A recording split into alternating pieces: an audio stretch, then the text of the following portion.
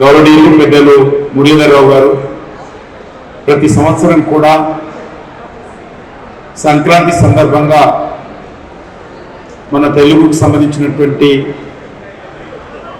మిత్రులందరినీ కలిపి మరి మన తెలుగుతనం పుట్టిపడే విధంగా భారతీయ సంస్కృతి ప్రతిబింబంగా మరి అనేక సంవత్సరాలుగా ఈ కార్యక్రమాన్ని కొనసాగిస్తూ మరి మనందరినీ ఒక చోట కలిపేటువంటి ప్రయత్నము పెద్దలు మురళీధరరావు గారు చేస్తున్న విషయం మనకందరికీ తెలుసు.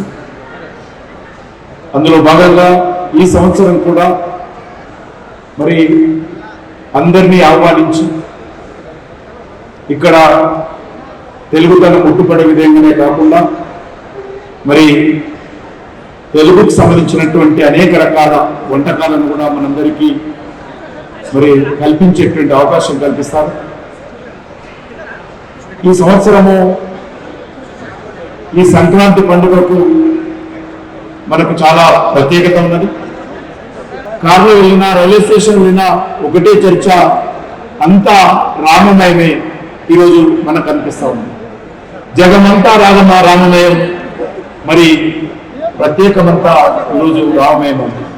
అటువంటి అద్భుతమైనటువంటి వాతావరణంలో ఈ సంక్రాంతి పండుగ మనం జరుపుకుంటున్నాం. సంక్రాంతి అంటే ఈ సంవత్సరానికి సంబంధించినంత వరకు సనాతనమైనటువంటి క్రాంతి అని అంటా ఉన్నాం.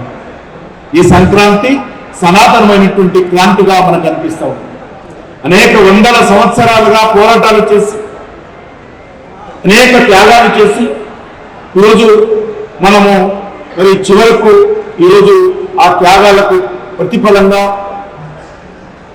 మరి ఈరోజు మనము అయోధ్యలో రాముడు జన్మించినటువంటి స్థానంలో భవ్యమైనటువంటి దేవాలయాన్ని మనం నిర్మించుకున్నాం.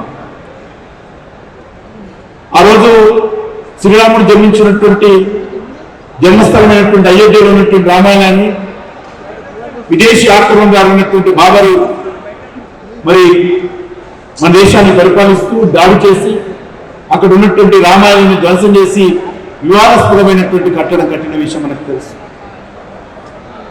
ఆ స్థానంలో ఈరోజు మరి మన ప్రియతమ ప్రధానమంత్రి నరేంద్ర మోడీ గారు కానీ వేలాది మంది అనేక మంది మహనీయుల యొక్క పోరాటాల ఫలితంగా కానీ త్యాగాల ఫలితంగా కానీ మరి ఈరోజు అక్కడ ఒక భవ్యమైనటువంటి దేవాలయం నిర్మించుకున్నాం.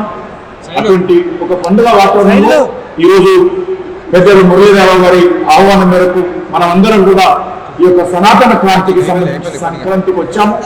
ఈ సందర్భంగా నేను మీ అందరికీ కూడా మరి సంక్రాంతి పండుగ శుభాకాంక్షలు సెలవు తీసుకుంటున్నాను. జై శ్రీరామ్.